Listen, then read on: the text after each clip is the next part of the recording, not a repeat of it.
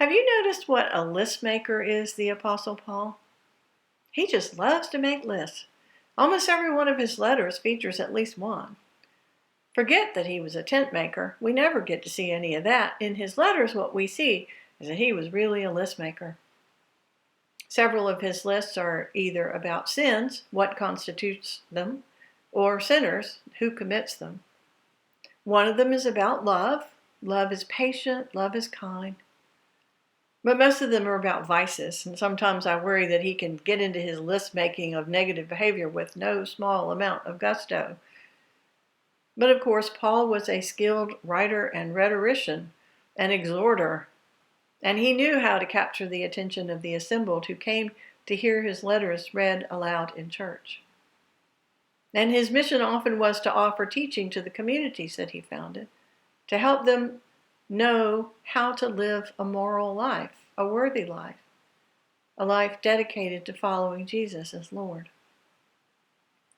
Fortunately, in our reading today, we are not confronted with a list of sins and sinners or vices and vice practitioners, but rather a list of spiritual gifts that exist in a Christian community.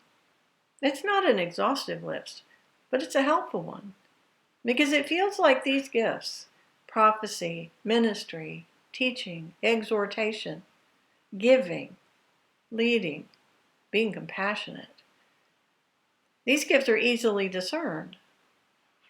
Paul is writing to the community in Rome, which he actually did not found, but was planning to visit in the future. And he wrote them a long and beautiful letter explaining his theology about what God has done, and exhorting them to live a morally good life that is made possible by what God has done. While it's not unusual for us to read Paul's lists as do's and don'ts, frankly, mostly don'ts, the actions of individuals, his focus was about individuals as part of a community of believers who form the body of Christ. Their individual actions are, of course, a part of this, but his focus is on community, how to build up the community, how to live for others in the community, and yes, sometimes how certain actions tear down the community. Today's list is one of my favorites because with it he states plainly and without any sort of ranking that we members of the body of Christ have different gifts and different functions, and it is our work to discern and use our gifts in our life together. And that a community needs different gifts to work together, just as the body has different parts that work together. In another letter to the Corinthians, he gets dramatic and explains this by saying that the eye cannot say to the hand, I have no need of you, nor the head to the feet say, I have no need of you. But today's list is given more gently, less bombastic. It's more grace-filled. So all our gifts are needed, be they from the head or the heart or from the hands.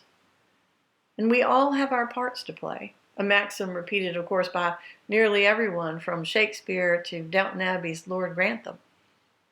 But it's helpful to hear Paul say this to the community in Rome because not only does he name the gifts, again, prophecy, ministry, teaching, exhortation, giving, leading, being compassionate.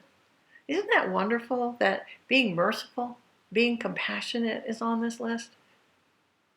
But he reminds them that whatever their gift is, it is valuable to the community because they are the body of Christ. And they are also members of one another personally.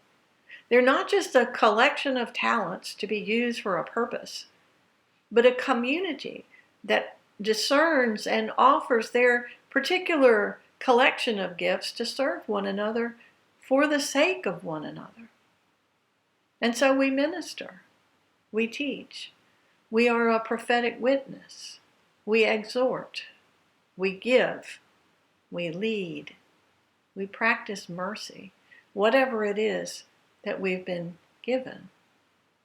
And those gifts have equal value. Different does not mean less than. One gift is not greater than another, not more important, nor more prestigious. So, of course, a community needs a variety of gifts. If we were all the same, we would be a pretty lopsided community.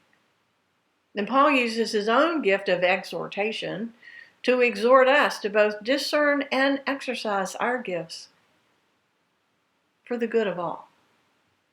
This is how we live out the grace that has been given to us. So that's good. But all of this doesn't exist in a vacuum. We don't discern our gifts in order to just randomly go out and use them. You know the saying, if all you have is a hammer, then everything looks like a nail. We also need to discern the times, the situation, the context in which our community finds itself. The question of what is my gift must go hand in hand with the question, what is our community called to be in this place and in this time? Otherwise, maybe I'm just going around nailing nails, and maybe doing that in a lovely, creative, or very skilled way, but what I'm doing may actually be beside the point. In the coming weeks, we'll be continuing to ask these questions of ourselves as a community. What are our gifts? What are our assets, our strengths? And also, what are the needs in our community in this time of chaos and crisis? What do we have? And how can we use what we have to build up our community, to serve one another, to love our neighbor as ourselves? Or to take Paul's exhortation a step further and ask, how is it that we'll present ourselves as a living sacrifice to accomplish God's mission here on earth?